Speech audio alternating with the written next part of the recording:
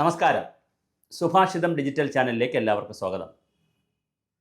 ഈ ചാനൽ എല്ലാവരും കാണണം, സബ്സ്ക്രൈബ് ചെയ്യണം.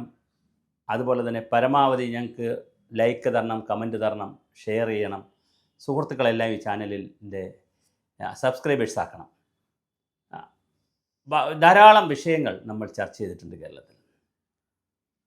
ഏറ്റവും ആദ്യം ചർച്ച ചെയ്ത് തുടങ്ങിയത് ആശാ വർക്കേഴ്സിൻ്റെ പ്രശ്നങ്ങളെക്കുറിച്ച് ചർച്ച ചെയ്തു. നമ്മൾ അന്ന് ആശാ വർക്കേഴ്സ് ശരിക്കും സമരം തുടങ്ങിയിട്ടില്ല, അതിനു മുമ്പാണ് നമ്മൾ ചർച്ച ചെയ്തത്. അത് കഴിഞ്ഞിട്ട് പിന്നെ കെട്ടിട നിർമ്മാണ തൊഴിലാളികൾ, വ്യത്യസ്ത ജനവിഭാഗങ്ങൾക്ക് സർക്കാരിൽ നിന്ന് കിട്ടേണ്ട ആനുകൂല്യങ്ങളെ സംബന്ധിച്ചും അതിനെ സംബന്ധിച്ചൊക്കെ നമ്മൾ പല വീഡിയോകളും ചെയ്തിട്ടുണ്ട്. പല കാര്യങ്ങളും സർക്കാരിൻ്റെ ശ്രദ്ധയിൽ വന്നതുകൊണ്ട് തന്നെ പോസിറ്റീവായി പല തീരുമാനങ്ങളും ഉണ്ടായിട്ടുണ്ട്. അംഗനവാടിക്കാരെക്കുറിച്ചും നമ്മൾ നിരവധി വീഡിയോസ് ചെയ്തിരുന്നു. ഇന്ന് വളരെ സന്തോഷമുള്ള ഒരു ദിവസം, ഞങ്ങളെ സംബന്ധിച്ച് സന്തോഷമുള്ള ഒരു ദിവസം.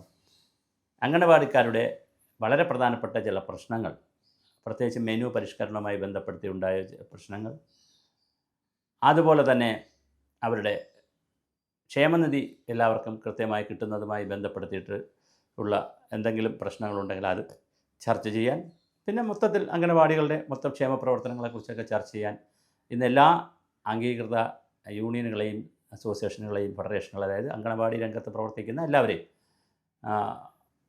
ശ്രീമതി വീണ ജോർജ് ആരോഗ്യമന്ത്രി ക്ഷണിച്ചിട്ടുണ്ട്. ഇന്ന് ചർച്ച നടക്കുകയാണ്.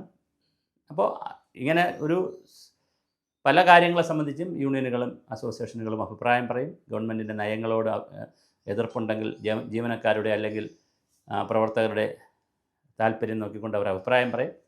ഗവൺമെൻറ് അവരെ ചർച്ചയ്ക്ക് വിളിക്കും. ചർച്ചയിൽ ചില നല്ല തീരുമാനങ്ങളുണ്ടാവും.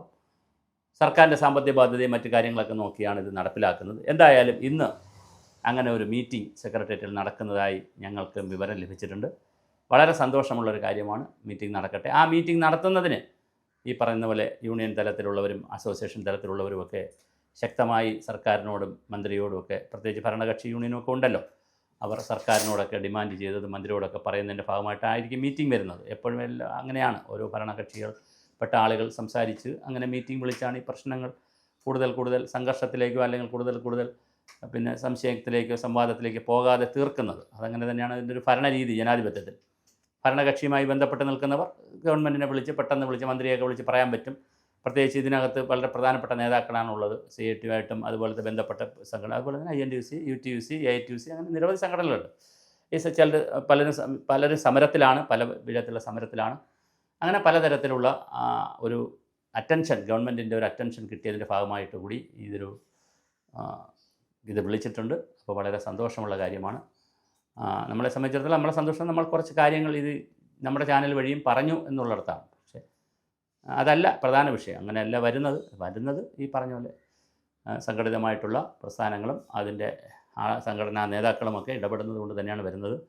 നമുക്ക് അങ്ങനെ ഇടപെടാനുള്ളൊരു സംവിധാനമുള്ളവരല്ല, നമ്മളങ്ങനെ ആഗ്രഹിക്കുന്നില്ല. നമ്മൾ പൊതുജനങ്ങളോട്, സംവിധാനങ്ങളോട് ഈ കാര്യങ്ങൾ പറയുന്നു എന്നുള്ളത് മാത്രമാണുള്ളത്.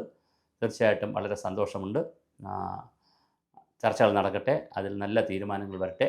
അത് മെനുവിനെ സംബന്ധിച്ചും തൊഴിലാളികൾക്ക് അല്ലെങ്കിൽ ജീവനക്കാർക്കുണ്ടായ ആശങ്കകൾ മാറട്ടെ. അതുപോലെ തന്നെ അവരുടെ സേവന വേതന വ്യവസ്ഥകളെല്ലാം കുറച്ചുകൂടി മെച്ചപ്പെട്ടതായി നല്ല ഒരു അംഗനവാടി അന്തരീക്ഷം ഉണ്ടാകാൻ നമ്മളും ആഗ്രഹിക്കുന്നു. എല്ലാവിധ ആശംസകളും ഇന്നത്തെ യോഗത്തിനും അതിനു മുൻകൈയെടുത്ത നേതാക്കൾക്കും എല്ലാവർക്കും അർപ്പിക്കുന്നു.